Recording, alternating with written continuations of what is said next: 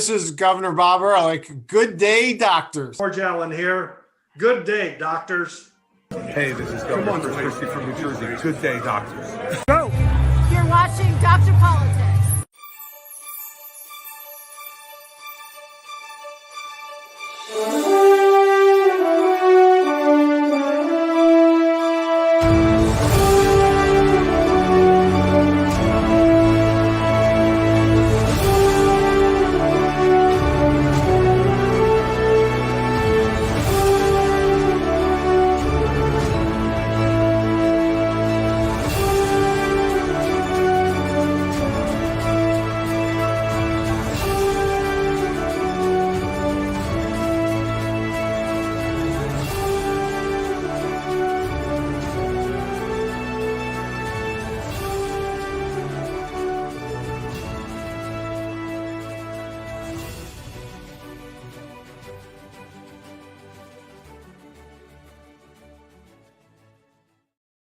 It is November 1. We are almost there, almost 72 hours away from when we elect a new president.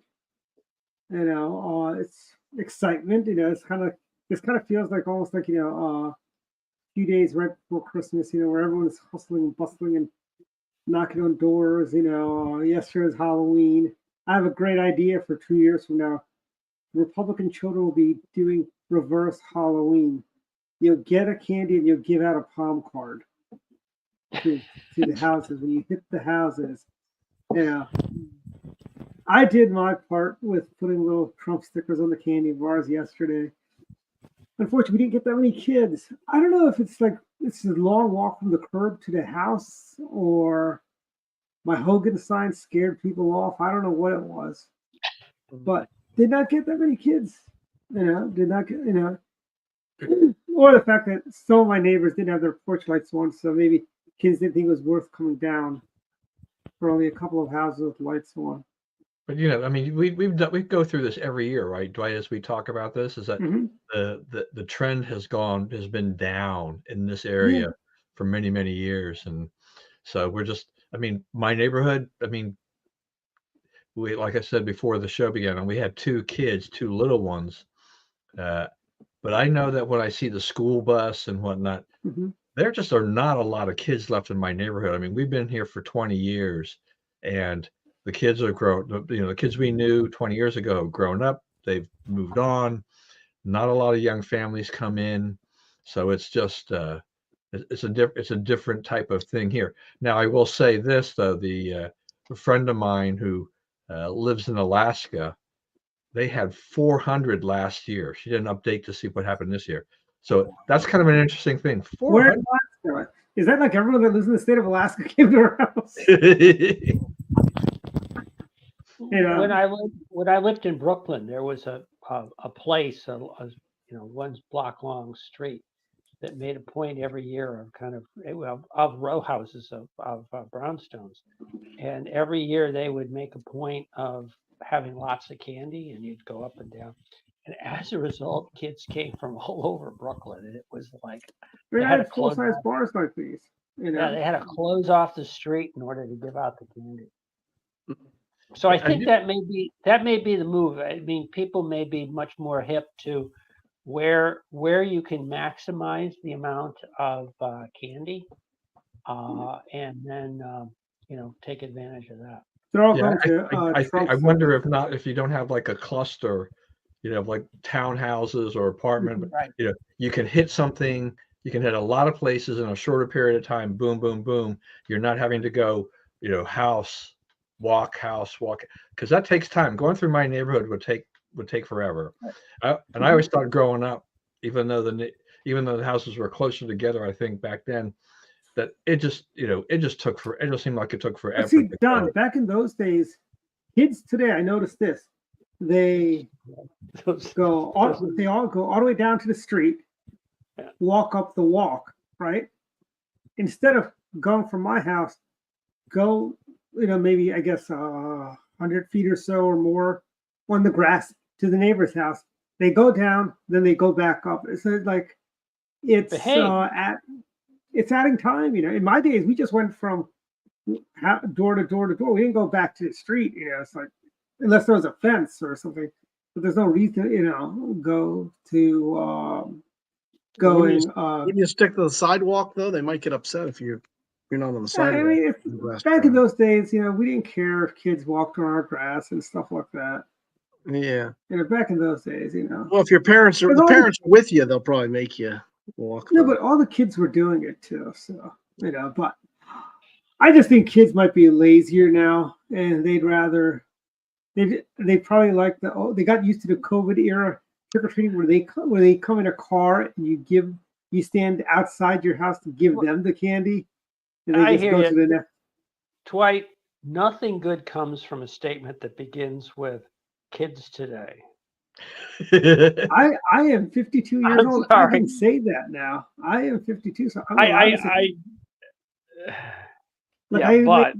last night I go, hey Brad, I made a joke with Bradley and Garrett. I go, you guys done trick or treating, or you guys still out knocking on doors? And to that, Garrett's like, well, I'm in class. I go, well, you can always knock on the professor's door, see if he'll give you candy. See, the appropriate response, Dwight, if you were doing your job as a state party officer, would be to rent some kids, right? And go around in Numenor and go trick-or-treating to really low propensity voters that we needed to get.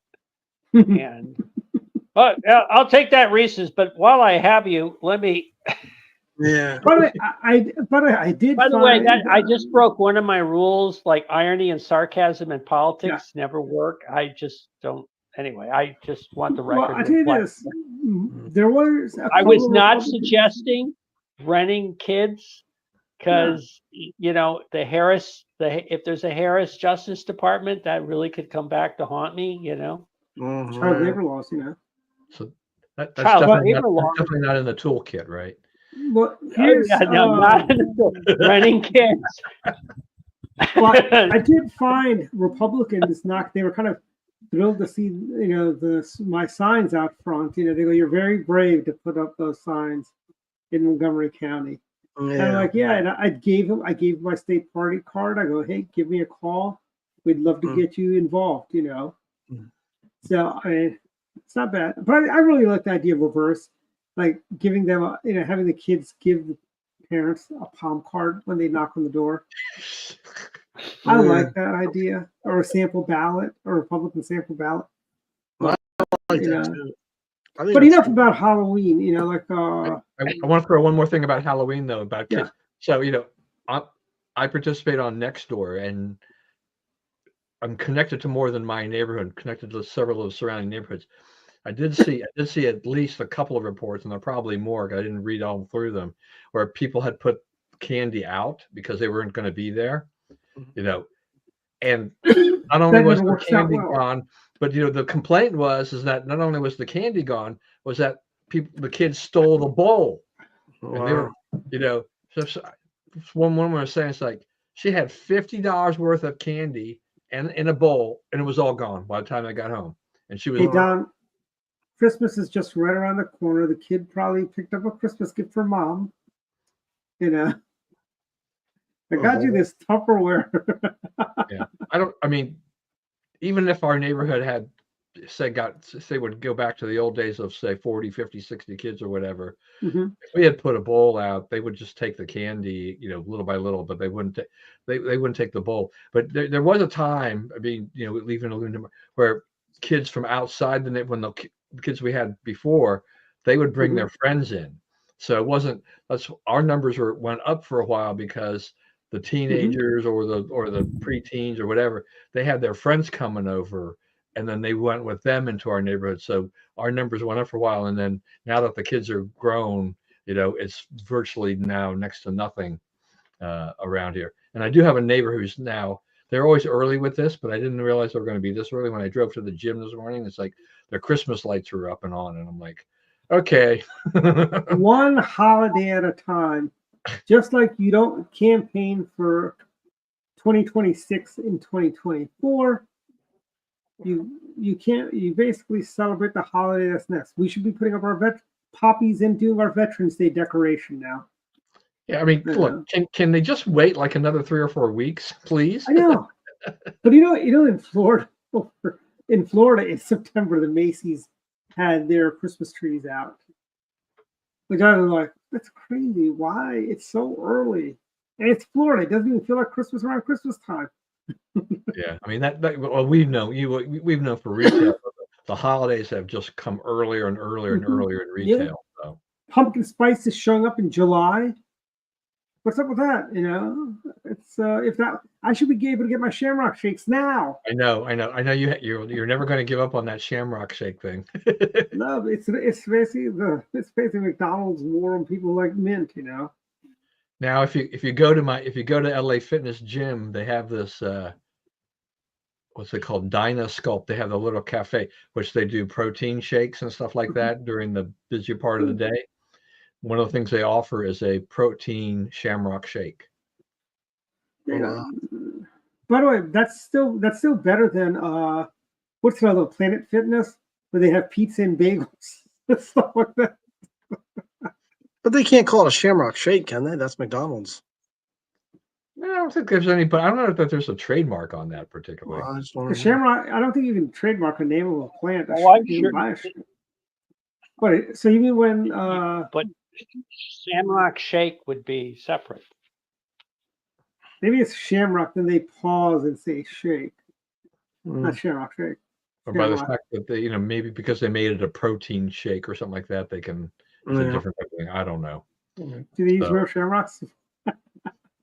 So as you said, Dwight, I mean, we're really about, at this point in time, based on our time, we're about 3.5 days away, right? I mean, before the polls open in some states. So it's we're getting down there. The candidates are out there trying to gather up the last few votes of the undecideds. But there's what now reported 60 million now.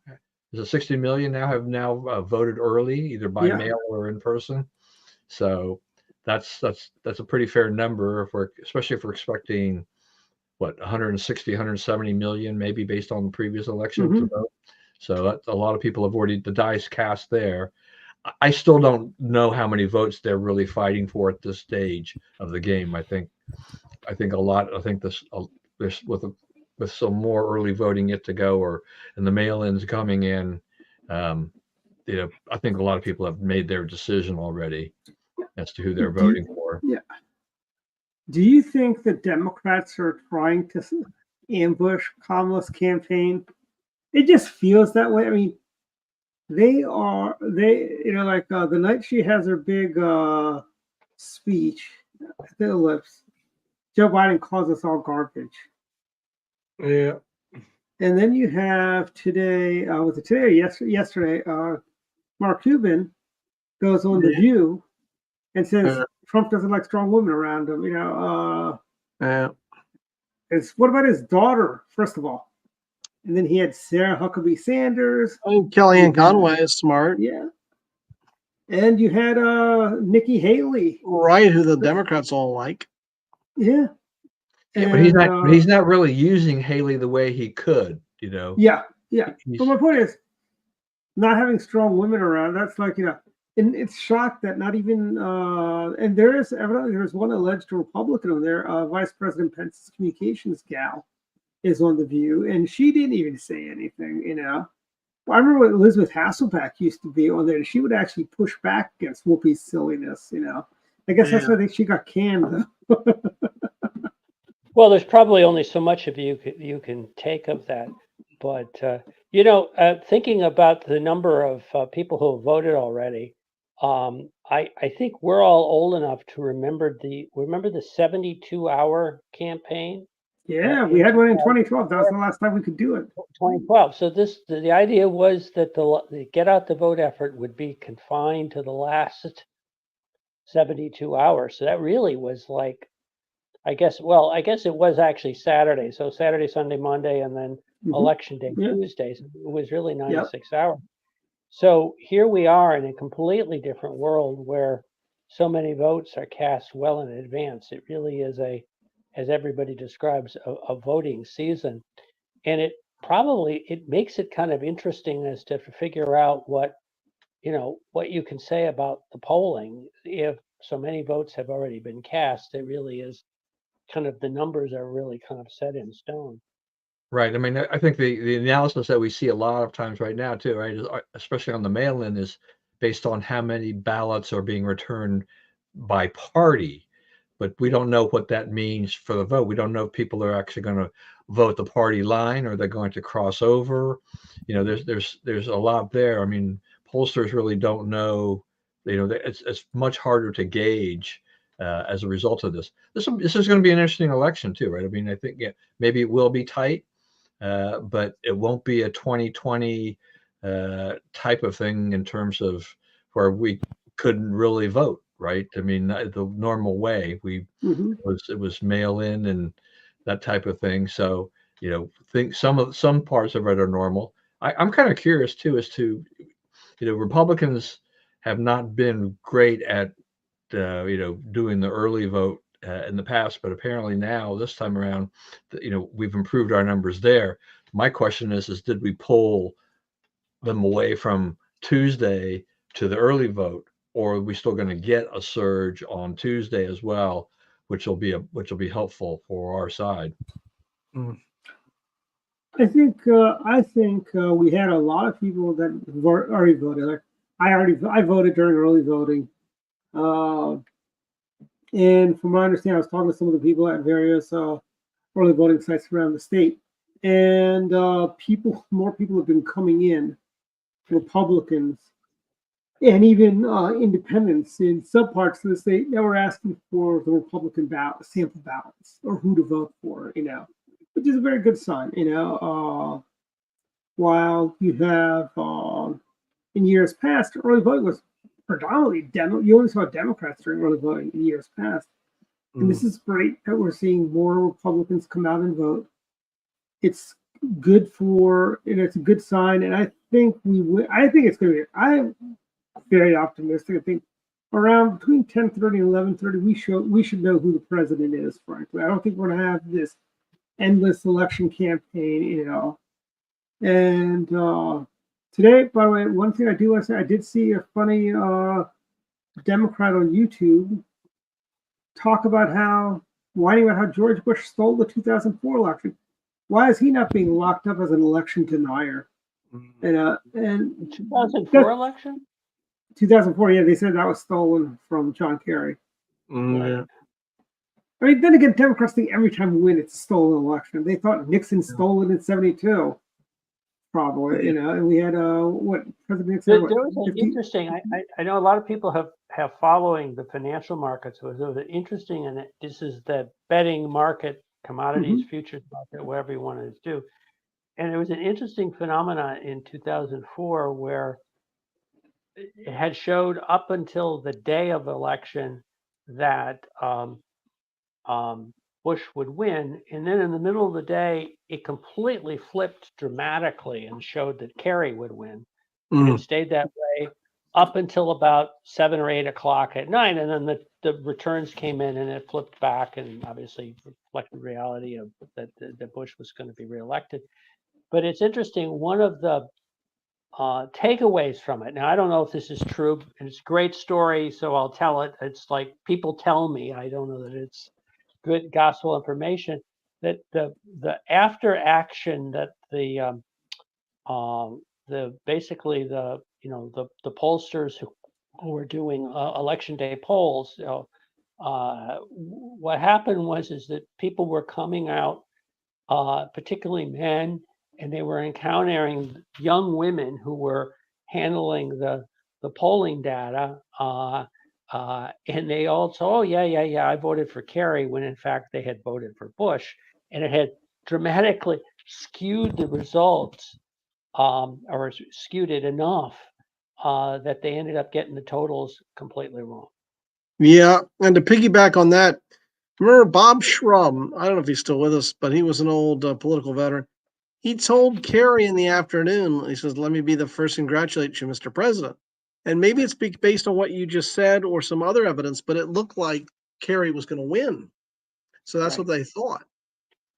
And it was based on those exit polls that changed. and so what's fascinating is basically now I'm glad I was out working that day. I had no knowledge of what was going on. Yeah. But it does show you, quite frankly, how quickly the sentiment can change with new information that comes in. Yeah, and the other thing that on election day, something happened in the 2012 race where Romney and I don't know the polling exactly, but Romney looked pretty strong going into election day. But I guess right before then, I guess he had a sort of a collapse or something, and Obama ended up winning it, of course. But it was Governor Christie giving Obama a bear hug. That was the tipping point. Yeah. But that was a surprise for me because I went into that election day and I was thinking Romney was going to win, believe it or not. So Right. I think in the end something happened. I don't think he closed or something. But 2016, Hillary thought she was going to win. Right. Yeah. And the media thought she was going to win. Didn't they give her a 90% chance of winning at the end? But was it U.S. News that printed up the cover? Madam President or something like that. Yeah, maybe so. Yeah. Yeah. I mean, it has, a lot seems to come down, really, if you look at the Electoral College map, it comes down to Pennsylvania. There are ways around Pennsylvania where Pennsylvania could be on the losing side, but fewer and fewer. So Pennsylvania seems to be the critical state.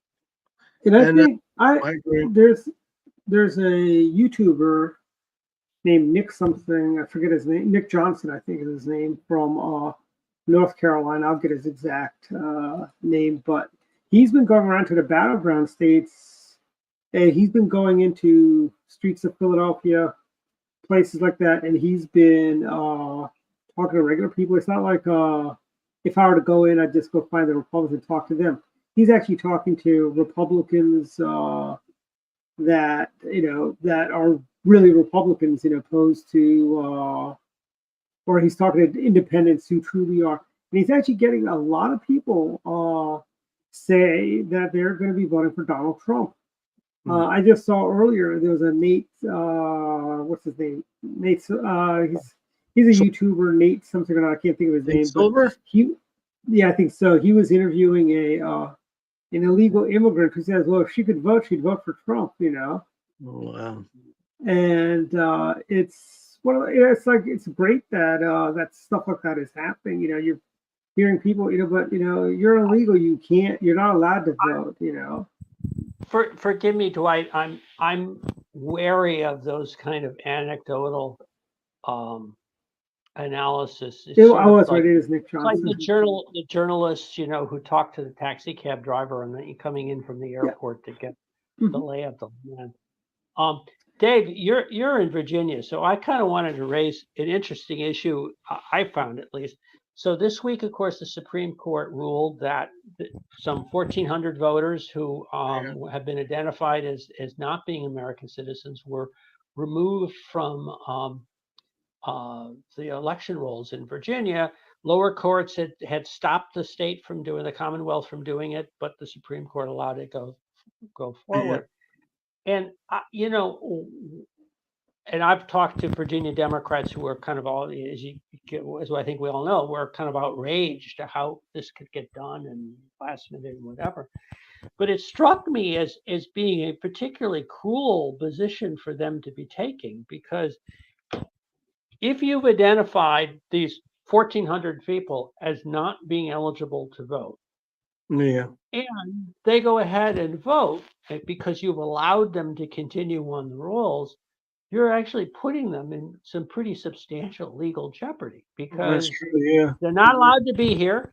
If they commit a crime, they're certainly jeopardizing what limited status they may have. Obviously, their circumstances are going to be very different for each of them, or going to be different among those 1,400. But committing a crime like that would certainly not be helpful. And it struck me that the more compassionate position for the Democrats in this case would have been get them off the rolls. And in some respects, maybe even better, because if people out there in Virginia know that there are 1,400 people who have been identified as being illegal, and there's a list out there, and they're going to get prosecuted if they ended up voting, that would have had a real, for lack of better, prophylactic effect against illegal voting. That's true. And you're right. They could have gotten on the list any number of ways, innocuously or benignly got on, whether it's motor voter or whatever, I don't know. But you're right. What if they vote anyway and they're told, oh, you should vote, and they didn't realize it. And then, like you just said, when they broke the law, then they have consequences on that. I mean, David, we all remember when Nancy Pelosi and Barbara Boxer famously said, you don't need papers to be able to vote. And this was right before the 2004 presidential election. And Barbara Boxer, is telling a whole bunch of people that you don't need to be a citizen to vote. I mean, the Democrats encourage bad behavior like that, where they are, or people, are engaging, and they encourage it.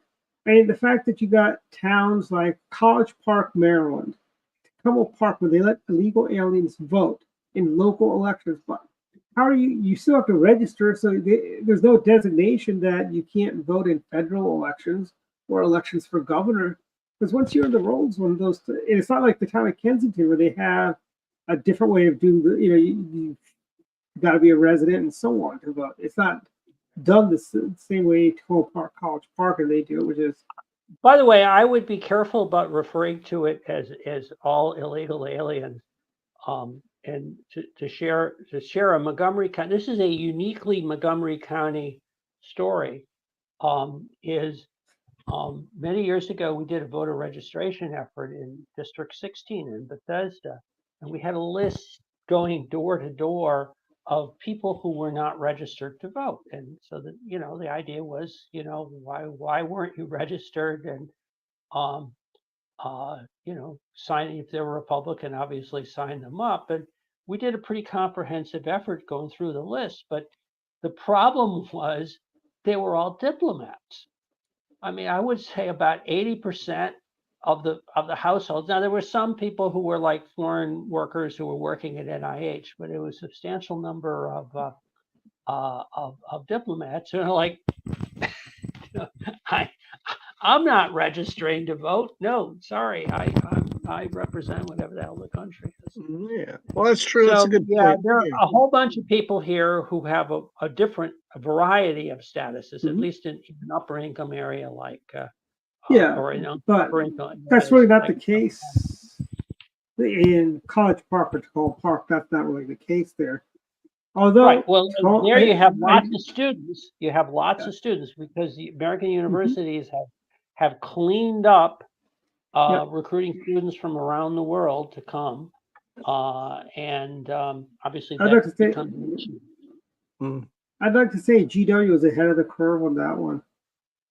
They had a lot of Middle Eastern oil dollars coming into the university in the 90s.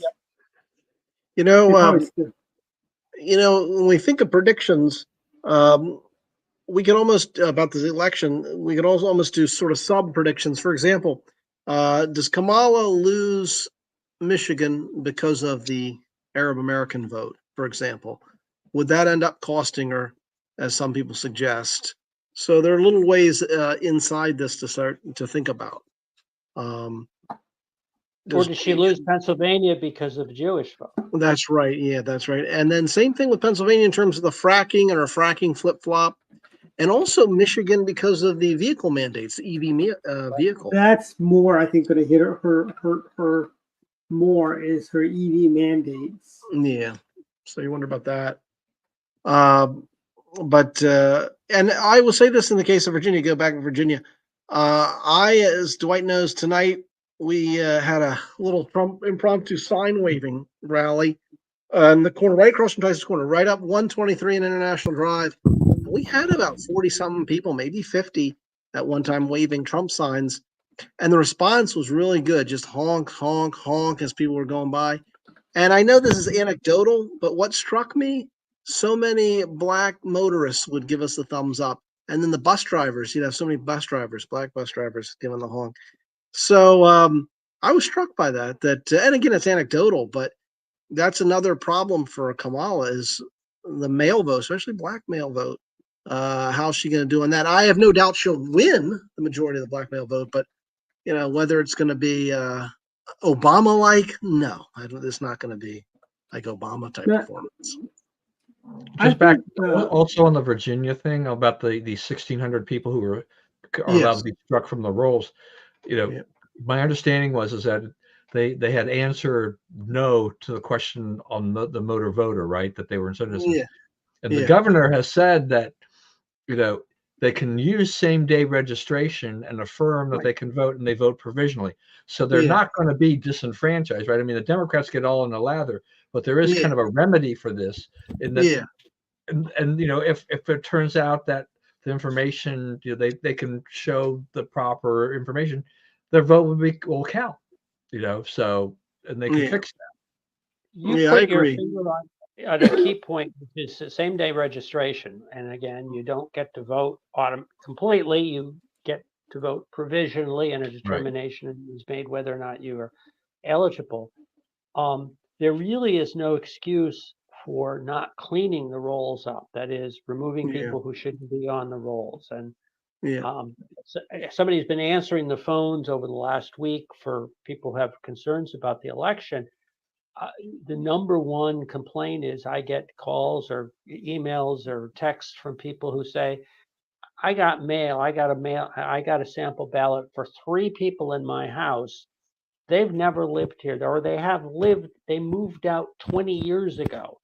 And evidently they're still on the rolls as being voters, and there's the potential for them to vote. Now, in that world that we described before, where everybody voted on election day, there was a bit of a control because you had to show up, and you knew what the age were, you were in the local precinct and what have you. It was very hard to, not impossible, but hard to impersonate somebody else. In a mail-in ballot environment where a sample ballot ends up just at a random address, it's frankly far easier to then say, I want not a sample ballot, but I want a mail-in ballot. Send it to me. And that ends up getting voted because there really isn't the control that there otherwise would be. Yeah, I mean, so this is a real worrisome. Sorry. Well, I really think I agree with that, because my thing too is just that with my own kids, I mean, particularly I'm still getting mail from Montgomery County from my daughter, it's been almost 20 years since she's lived in this house. I mean, I believe that she's registered to vote in the other states that she's lived in, but she's lived in like 3 different states, since that period of time, but she still shows up, the information keeps coming. Yeah. And I tell you, one of the biggest problems is a lot of states are automatically just mailing you your ballot. I think they need to, if they were to say that you have to request the ballot, it basically adds that hurdle. Opposed to some states that just mail out, willy-nilly sends every. Well, that's horrible. Could I correct that? Because one of the issues that does come up is another one, which is that people may have signed up for a mail-in ballot at some point in the past, or somebody in their household did, and when they've showed up for early voting, they've been told, "Wait a second, you can't vote in the system because you're a mail-in voter, a mail-in ballot voter." And that can be a bit of a challenge because the person doesn't have it. They may even have tossed it away because they intended to vote in person. And then you have this kind of conflict as to which ballot should be used.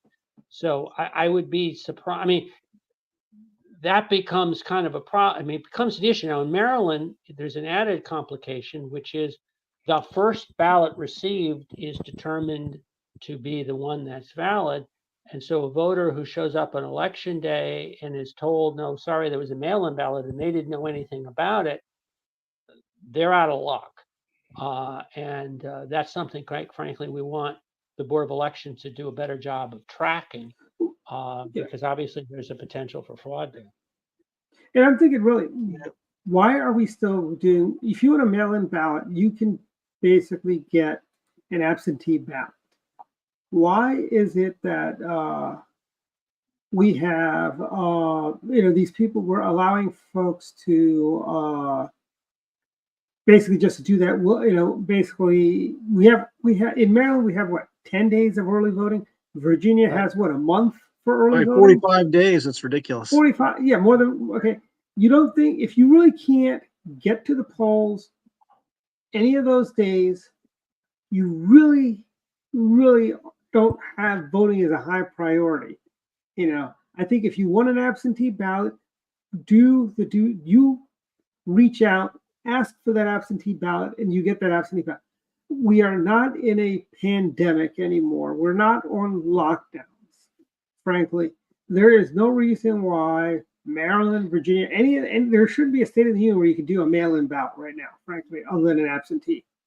Because we know folks in the military, they all vote absentee. There's no reason to be having any of this.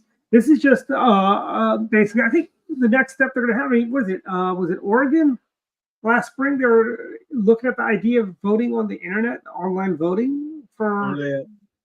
And that's kind of, we're halfway down the proverbial slippery slope, so to speak. We really need to go back to basically have early, I'll compromise and give you early voting, but not for 10 days, 45 days, 60 days. Let's give them 5 days for early voting, 5 days. Well, the thing that scares me is, why are they sending ballots out unless someone requests a ballot, they shouldn't send any ballots out. True. Well, agreed. And the intended policy is to require that, not to send it out automatically. Yeah. The challenge is that there are some processes where you can get yourself on a quote permanent mail-in ballot status, and that means that your ballot gets mailed out all the time.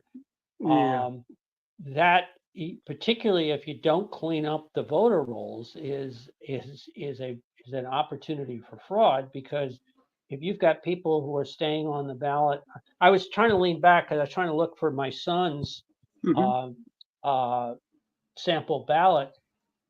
He last voted in Maryland. He died last year. He last voted in Maryland in 2012, so that's over a decade ago.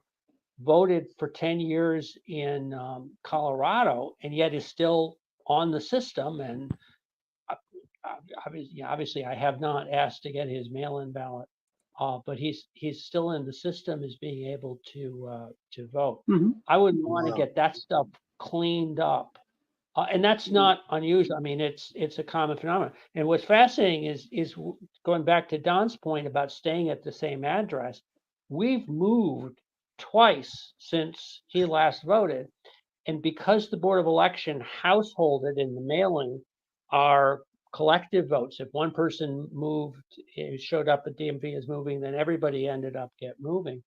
That ballot followed. Now that's probably better than having it go to an address that we haven't been connected with for almost 8 years. But still, that's really one of the things that we've got to straighten out before we do. Probably more important than early voting versus mail-in voting versus day of election is to get these voter rolls cleaned up. Yeah, and I think it's one of those things that Democrats, I'll give them some credit and say they don't want fraudulent votes, but then again, I don't think they really want to stop it either, because they probably feel it helps. I think there's a response to that, Dave, and I think that the thing that needs to be communicated is, if anybody is vulnerable to election fraud, it is areas is incumbent office holders in primaries, because you got low turnouts. Overwhelming majority of office holders are not going to engage in the fraud. It's just not worth it to, come up with 100 phony votes or whatever. But the temptation may well be for a challenger to do something like that because they're whatever motivated to do it. So again, I would argue, and most offices in America these days are settled in the primary. Let's be real. They have every incentive to clean up those lists so that they're not on the receiving end of some kind of nefarious campaign to unseat them. Yeah. And, and we've got a lot of key Senate races up next week as well. Yeah. Real quick, let's just, I'm just going to put up, let me share this. I think for Republicans, minimum really needs to be 52. If they look at it less than that, it's got to be a disappointment, I would think. This is from Real Clear Politics. They had Pennsylvania leaning Democrat. Yeah. But I think we win Pennsylvania. I think we win Michigan and we win Nevada. Nevada's my sleeper pick. And I'll be a sport. Well, you mean the Senate? Yep. This is the well, Senate. And assuming Montana and West Virginia, I'm sure we're all assuming. Yeah, those. West Virginia is red. Indiana is solid. North Dakota, Wyoming, Montana, they got leaning Republican, but I think we win it. Yeah, but Montana and West Virginia is the pickup. If we pick both those up, we take the Senate. I take it. Yeah, but yes. I think we pick up Pennsylvania and Michigan as well. I think Ohio right now is probably better. Yeah, but we'll see. I think we pick up. I think we do pick up. We get Ohio. I think we're going to hold Texas and Florida. Ted Cruz nor Rick Scott's going to lose their Senate seats. Nevada's my Nevada and Maryland are my two sleeper picks. Yeah. I've got more. I mean, you got to, I guess, cheer for the home team. I guess we all root for the Orioles, even though they lose in the first rounds. But that's. I think that's along with Neil Parrott winning the 6th will keep the House in Republican control. That is my prediction. Yeah, I think Neil wins. I hope Neil wins. So, I'm more hopeful than I guess I know. I'm not on the ground there, but I'm thinking Neil wins that one. We need him. I would say to follow Mark, I think Ohio may be one of our better shots as well in terms of the beyond Sheehy, beyond West Virginia, because I think Trump will win Ohio pretty solidly. Yeah. And I think that's going to help. So I think you probably will have some coattails there. Pennsylvania, I don't know, just seems so close. And then I think if Trump wins, if Trump does well, outperforms in Pennsylvania, McCormick wins. Yeah. Same thing Michigan. I don't know about Michigan. Was that Rogers, right? Yeah, Mike Rogers, yeah. I think that's possible. I saw one poll where Rogers maybe there are others, I don't know, but I did see one poll where Rogers is up slightly. Oh, and here's the other shocker. In the case of Arizona, do you know I've seen Lake behind the entire time? And then today I saw a poll, Lake is up by 2. So really? Maybe Lake wins there if Trump wins, and I think he'll win Arizona. The reason I think Trump wins Arizona I think we're getting greedy if we think we're going to win Arizona, because that puts us at 57. Well put, White. I think greedy is the operative word there. I think we might get up. But I think if we have a good night, we'll pick up 55 Senate seats, maybe 56. But 55. Well, understand by greedy, I'm not predicting all the wins that Dwight says, but I do think Arizona now looks like that's going to be. I don't know about Pennsylvania. I mean, Casey seems to still be ahead there. Pennsylvania stays blue. Are you saying Michigan stays blue too? Oh, no, I'm going to go with an upset special on Michigan because I think Rogers. I think he's got a real shot, and Ohio. I think they pick up. Because solid red state. I've got Ohio. What about Nevada? Do you agree with me on Nevada? I don't. I probably wouldn't go along. I'd like to see that, but I probably wouldn't because I just think it's going to be so close. I don't think there'll be any sort of coattails. Okay. All right, Dwight. Dwight, you want to record these? I'm ready to write them all down.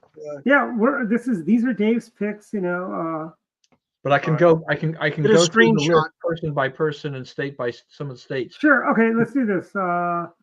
Let's Okay. go state. Let's go person by person, and I'll take a screenshot after we're done. So let's just. So Dave, you say Michigan red. I say we pick. Well, first off, Montana. I think we pick in West Virginia. Okay, Then we pick Michigan. Ohio, I think, is a pick. Mm-hmm. And I'll go the last one. I'll do an upset special. I'll go ahead and say Arizona. I'll go ahead and but do the Maryland upset stays blue. We get that tax dodger in Maryland, right? Well, not what I want, but you know. Yeah, but this is what you think. So we'd have 54 under your scenario. We pick up 54 seats. All right, that's probably Let about me take right. a screenshot. This. All right. How many electoral votes do you think will the winner get? Well, hold on one second. Let's finish up the Senate, then we'll do the presidentials after this. Well, that's easy to answer. Some number above 270. 270 Yeah, or above. Yeah, that's Sorry. right. What a cop Okay. out. Okay, Mark. And let me just record mine. I said Nevada is our way. Okay, that's right. And I said Larry gets that's my long shot. You know, he's my Baltimore Orioles pick, I guess. You know. Well, I hope you're right. I mean, I hope Larry wins. I agree with you, but Dwight is reminding me that I am institutionally obligated to predict a pickup in Maryland. And this is my picks. Actually, you know, I'm gonna go out on a limb. You haven't already? Yeah, I know. What else is new about Wisconsin and Maryland, and actually, I say we pick up Pennsylvania. So all right. This well, is maybe. my pick. I hope you're right. Are you? I honestly think we have a better chance in Wisconsin than we do in Arizona. You think so? Yeah. Because I think if Trump outperforms, there.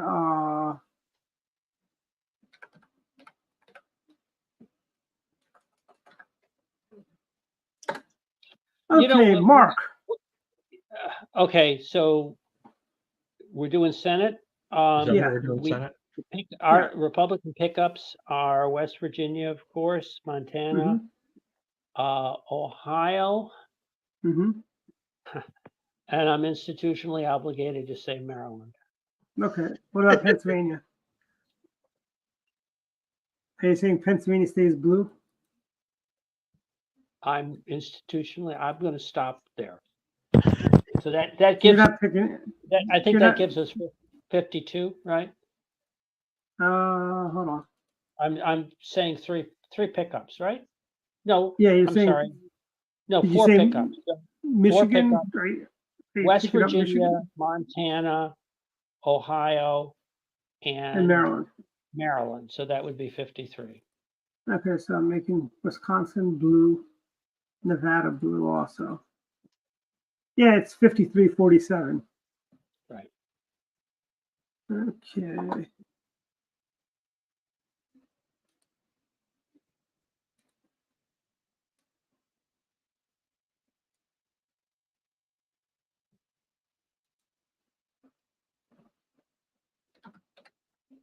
Okay, done.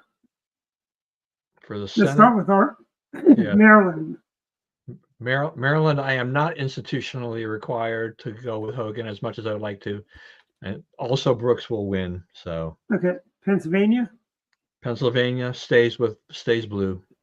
Okay. Michigan stays blue. Wisconsin stays blue. Okay. Ohio, you have that. Ohio flips. West Virginia flips. West Virginia flips, obviously. And my Arizona, it stays blue. But I'm going to say that I'll go out on a limb and say that Nevada flips. Okay. So we're both at 53. Obviously we know who the most optimistic person here is. Oh, do I? Big I hope you're right. surprise. Dwight, I'm surprised you're not going for a veto proof anyway. Yeah, I'm surprised we didn't get to 60.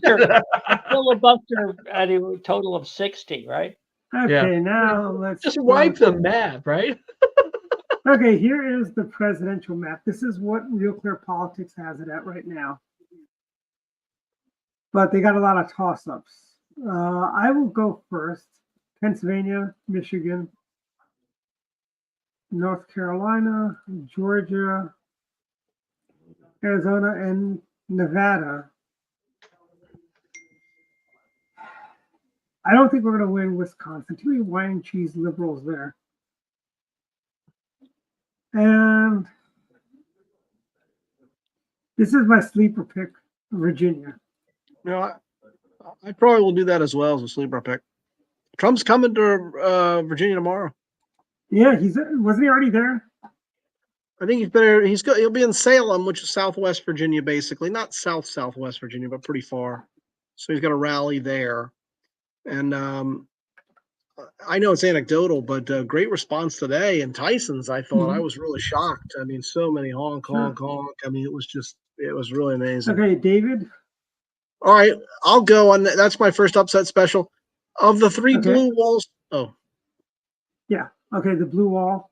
Well, I'll get to the blue wall in a second. I do think we win Arizona. Okay. I'll go with an upset special of Nevada, Nevada, however pronounce it.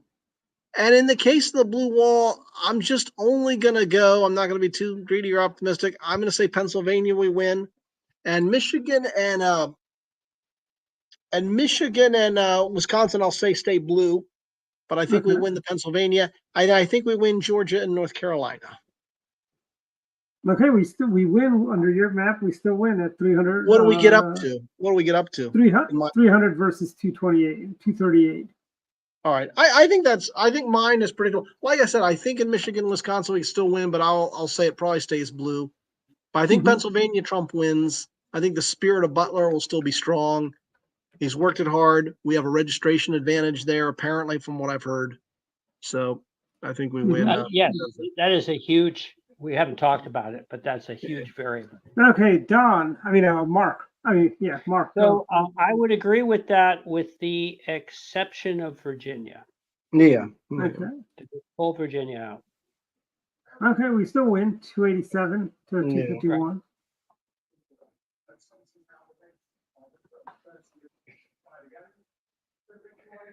You know, after this, we should just tell them forget the election. We've already decided it. Should we do an email blast saying, hey, the doctors have already told you who's going to win? Yeah, exactly. Just send it out. That's exactly why I took an institutional position on the Senate race. Maybe it'll be on Drudge. Matt Halperin. No, but I'll tell you this. Even though we're saying that Trump's going to win, you still have to go out and vote, frankly. Oh, absolutely. Of course, yeah. Don't stay at home, Pennsylvanians. Yeah, I agree. Okay, Don. Yeah, okay. So I think Virginia stays. I think Virginia will be blue. What else are we doing? Are we doing Georgia too? Yep. Georgia is blue. Georgia's red. North Carolina's red. Pennsylvania's red. Michigan is going to go. Michigan we win, and Nevada we win, and Arizona we win. Wisconsin stays blue.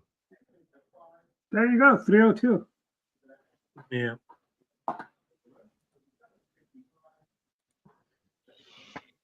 And the other thing is the House, and I don't know how that turns out because it's hard for me to predict the House. I haven't seen any sort of polling. I don't really know who's up. What's disconcerting about that is, at least I don't know, haven't looked recently, but so we're seeing Maryland 6 as a flip, and they're showing that as a leans Democratic. This is the map. They have 206, 207, one seat majority. Yeah, but look, drop down and look at the seats that they've got in the middle that are deciders, and you'll see Maryland 6 is not one of those. Yeah, that's weird. Yeah. So I must say it then makes me that much more skeptical. It probably is in a lot of districts. There's not a lot of polls, or the polls that are out there are one party or another, Right. Yeah, I agree. or one candidate or another, I should say. Yeah. So it really becomes we're not getting a lot of information about some of these races. It's hard to predict that. The thing I would say is that whoever wins the presidential race, I think probably you'd have to say the House will be favored to go with their party, I think. But I don't know. That's what I would guess. Not like the Senate. Senate's different. But I think one seat majority, see, they got some toss-ups here. I think that we can win. Like right here, this is, I believe, what is this? New York. Why don't they all have zoom in? The concern I have is so many are in California and New York, though. Right. In New York, redistricted, and so it's less favorable to the Republicans. California, we've seen with California, right? I mean, the counting takes forever in some of those races. Right. So it could be 2 weeks before we know the balance of the House in what is likely to be a very close election on the House side. Yeah. See, I think we win the Alaska seat. So I think we might end up with like because this is a toss-up. I think if we win every single toss-up, we're in good shape. Well, I would think with Parrott, you guys know Neil Parrott's district far better than I do, the 6th. Yeah. I mean, as far as I know, Neil did a good job before when he tried to run against Trone. I thought that was pretty close, and I would imagine this opponent's a lot weaker, right? Yes. Yep. So that's why, Actually, this North Carolina, we've had North Carolina one in the past. If we give that, we're up to 209. We might win this Maine seat, actually. Because this is the more conservative part of Maine. Down here you have Portland, Bangor. So it's possible we can win that. This is New York 19. I don't think we can win New York 19. I hate to say it. I think it should be ours, but we're not going to win it. Well, I don't know. It's hard to say. We don't really know, I guess. I just think we have there's just a lack of information about a lot of these races. Yeah.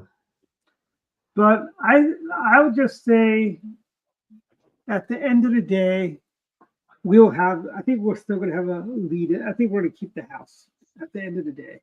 Yeah. I don't see them taking the House just because I think they don't have, I mean, other than abortion, they've got nothing. I mean, on the economy, Republicans always are better. National security, we're better. We're better on fighting inflation. And as a result of that, I think it's all going to come down to if Trump has a really good night, I think we'll keep the House. Dwight, you're preaching to the choir. Yeah. But the problem is there's also a different choir out there. Yeah. Yeah. They've got 19 seats that are toss-ups, Right.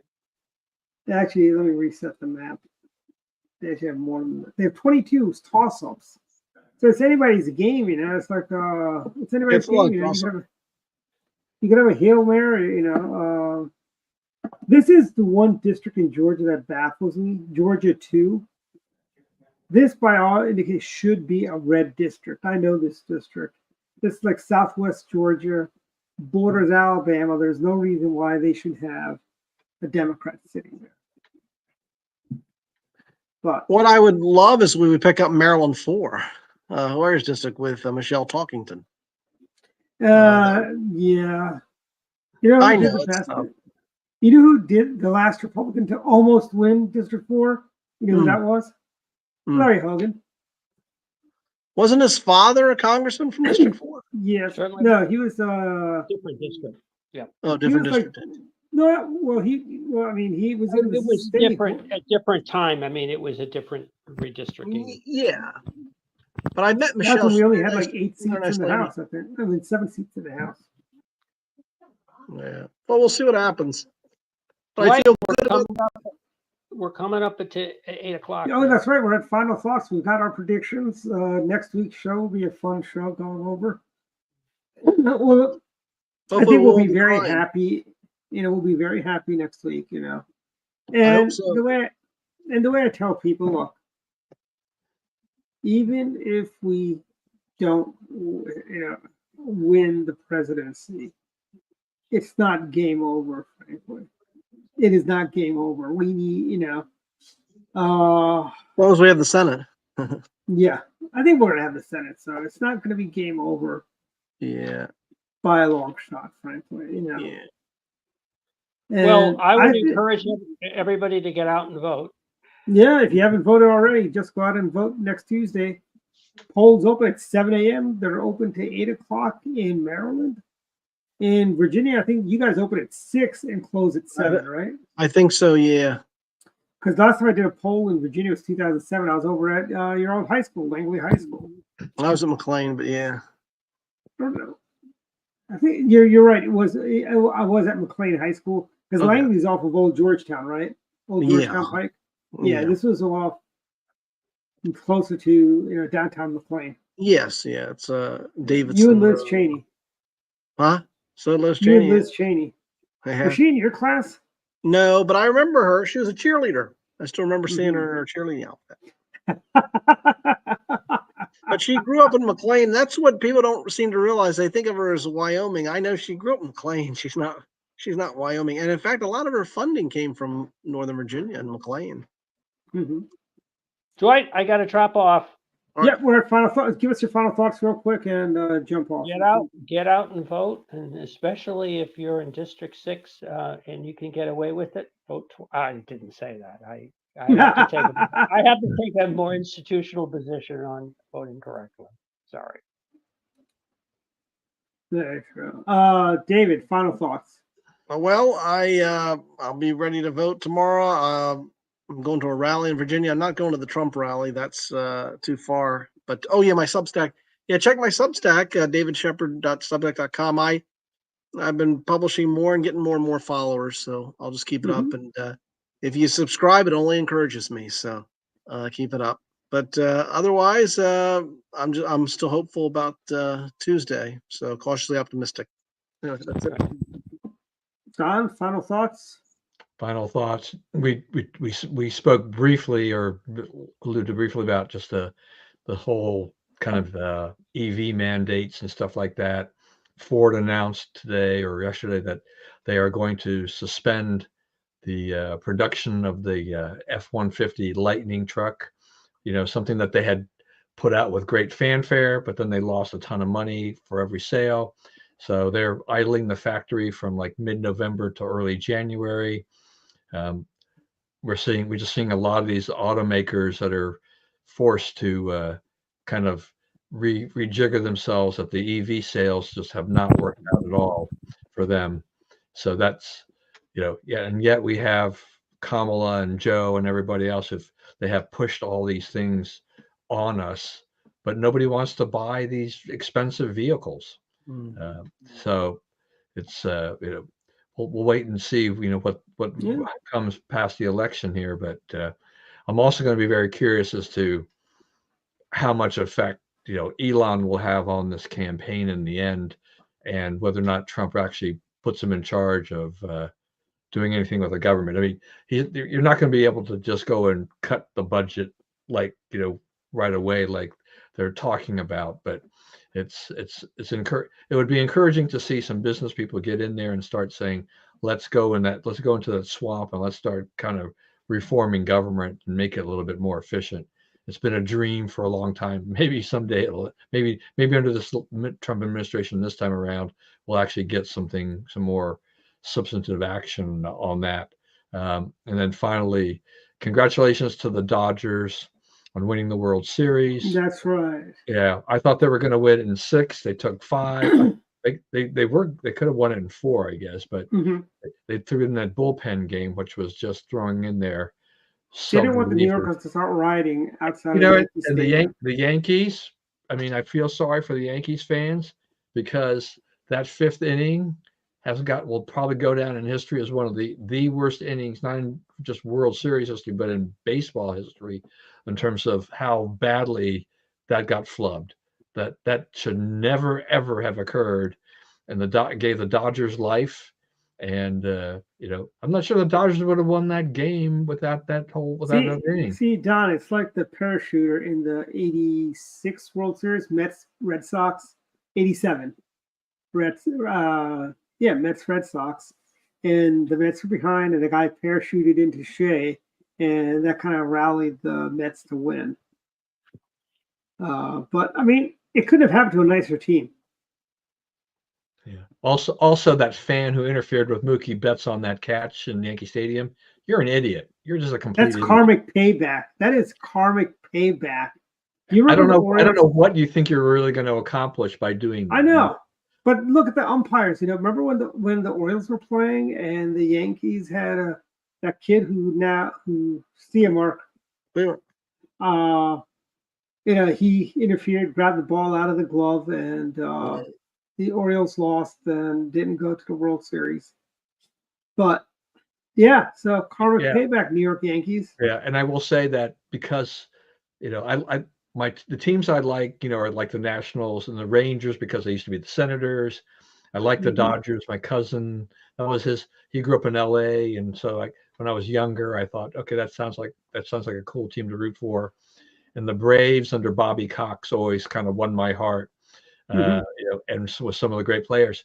But Freddie Freeman, I loved him in Atlanta. Hated to see him go to LA, but I'm so happy that he won the MVP. He deserves it. He is a baseball player through and through. He loves the game. Great guy. He's not in it for the money per se. He's not trying to grab all the money. Atlanta could have kept him, but just a lot of crazy things happened, and it didn't. Freddie did not want to leave Atlanta, but the situation just arose where they got untenable. So, Mr. Brave wound up going to the Dodgers and has carried them to a real huge World Series victory, I think, in this one. Probably saved Dave Roberts' job for now. Even if the Orioles picked him up, he wouldn't be dealing with all that traffic. Atlanta's got crazy traffic. Well, look, I mean, as far as your Orioles go too, this is, we're now in the off season officially. Now that the season's over, all the contracts have expired for the players, that don't have the long-term contracts. So there's going to be a lot of retooling going on. It'll be very interesting to see what happens during this off season as to who signs who, because the Orioles have, they're likely to lose Corbin Burns. Santander, who hit 42 home runs, he probably will not be re-signed. But who knows? Maybe they'll find somebody else. But the big prize this offseason is going to be Juan Soto. Will the Yankees cough up the money, or will he head somewhere else?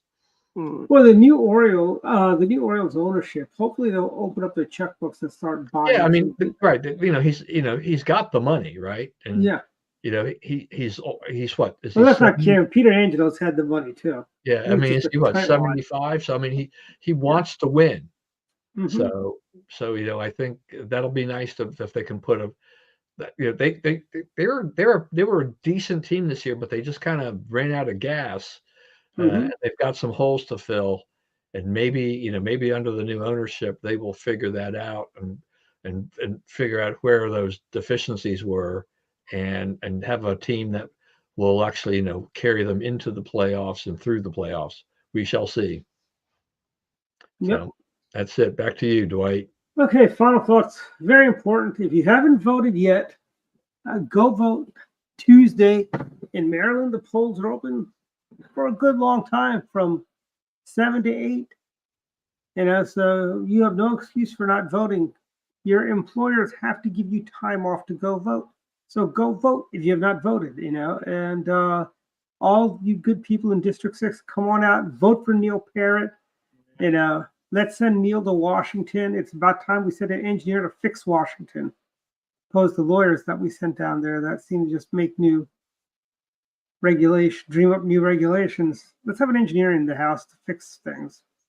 Other is Halloween has come and gone. We are fast approaching election day, and then if you like, it's kind of like then we do the mad dash to the inauguration for the president. After that, knock on wood, our team wins. You know, and I think we are. I am very optimistic. You know, that we're going to win because I think we're so far ahead they can't steal, frankly, this time. When you're within a few, 1,000, they can steal the votes, but when you're at a certain level, I think we're going to be at a point where I think, like I said, I think it's going to be an early night on Tuesday. By the way, catch me on Sinclair Broadcasting. I will be locally on News Channel 8, also the CW News and all the other Sinclair Broadcasting stations around. So I will not be able to attend the state party's party Tuesday night. I might get there after, if the elections are called early, like between 10:30 and 11:30, I'll probably make it over there. But if it goes till, if first don't know who the president is at 1 a.m, I will still be there. So we won't be back on, so I won't be able to make it to the BWI West End, where the state party is having their party for election night party. So come on, go out there. More details at mdgop.org. Go out there and catch me on News Channel 8 locally or any of those My TV Sinclair networks around the country. And everyone, I give full-size candy bars out. Knock on my door. It's worth the walk. It's worth the walk all the way, all the way from the curb to the house. It's worth that walk. Oh yes, next Thursday we got Pizza and Politics, and we got two speakers this time: Barry Donadio and Kate Sullivan, talking about voter integrity, and hopefully it'll be a very festive event. Our first chance to party after we elect President Trump on Tuesday. Dave, you should stop by Thursday as well. Same place? Yeah, same place. Yeah, all the way out in the hinterlands. Yeah. Well, it's not too far, no. But did you know Wheaton Library has basketball courts and a gym inside of there? And it's free for county. If you've got a library card, you can use the services. For where? Where is it? Wheaton Library on Georgia Avenue. And it's actually not only there, there's a bunch of places around the county that do that let you go in there and use it. So I'm like, why would anyone pay for a gym membership? You go there and use the same equipment for free. Well, you can read a book and walk on the treadmill at the same time. But anyways, good night, everyone. Good night. See everyone next week. Don't forget to go vote Tuesday.